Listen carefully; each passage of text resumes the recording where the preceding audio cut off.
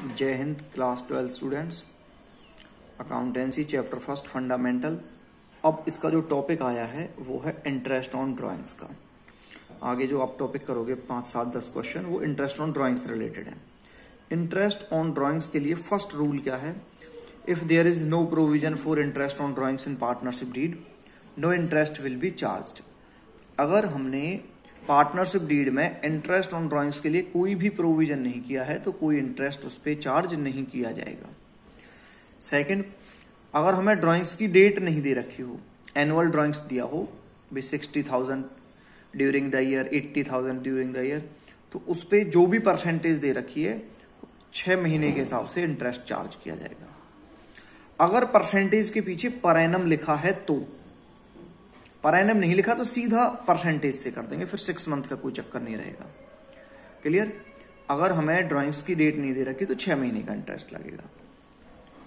अब यहां पे आगे आते हैं, अगर हमें अलग अलग डेट में ड्राइंग्स की डेट दे रखी हो, जैसे मई 1, जुलाई 31, सितंबर 30, नवंबर, जनवरी, मार्च, और ये अमाउंट अलग अलग दे रखी हैं, तो यहां इसे करने के 2 मेथड होते हैं हमारे पास। एक सिंपल मेथड है, एक प्रोडक्ट मेथड है।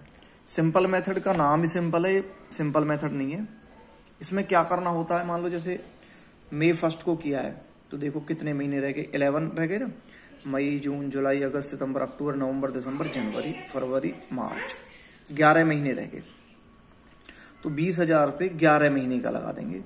20,000 इंटू 11/12 इंटू 9/100 करके सबका अलग अलग कैसे कैलकुलेट करना, फिर टोटल करना, तो ये तो बहुत लंबा प्रोसीजर हो जाएगा। इसलिए सिंपल मेथड को भले ही आप बिल्कुल भी मत करना, ठीक है। अब बात करते हैं हम दूसरे प्रोडक्ट मेथड पे। प्रोडक्ट मेथड में क्या करना होता है, पहले हम एक कॉलम बनाएंगे यहाँ डेट का, डेट लिख देंगे, फिर अमाउंट जितने की ड्राइंग की है। फर्स्ट में 20, 10, 30, 40, 20, 25। अब यहां हम निकालेंगे पीरियड, और वो निकालने हैं 31 मार्च तक, यानी ड्राइंग से लेके 31 मार्च तक कितना टाइम रहा है हमारे पास। ठीक है भाई, मई से लगाएंगे तो 11 मंथ अभी लगाए थे। जुलाई 31, तो जुलाई तो गया। 31 है तो जुलाई तो गया। अगस्त, सितंबर, अक्टूबर, नवंबर, दिसंबर, जनवरी, फरवरी, मार्च, 8 महीने रह गए। उसके बाद सितंबर 30, तो सितंबर तो गया, 6 महीने रह जाएंगे। नवंबर 30, नवंबर चला गया, दिसंबर, जनवरी, फरवरी, मार्च, 4 महीने रह गए। जनवरी 1 है तो जनवरी इंक्लूड करनी पड़ेगी क्योंकि अभी जनवरी तो रह रही है। जनवरी, फरवरी, मार्च, 3 महीने आ गए। 31 मार्च से 31 मार्च 0 महीने। पहले आप डेट लिखेंगे जिसमें ड्राइंग्स किया है, फिर अमाउंट लिखेंगे, फिर पीरियड निकाल लेंगे। अब प्रोडक्ट निकालना, प्रोडक्ट का मतलब मल्टीप्लाई करना है इस कॉलम को आपस में।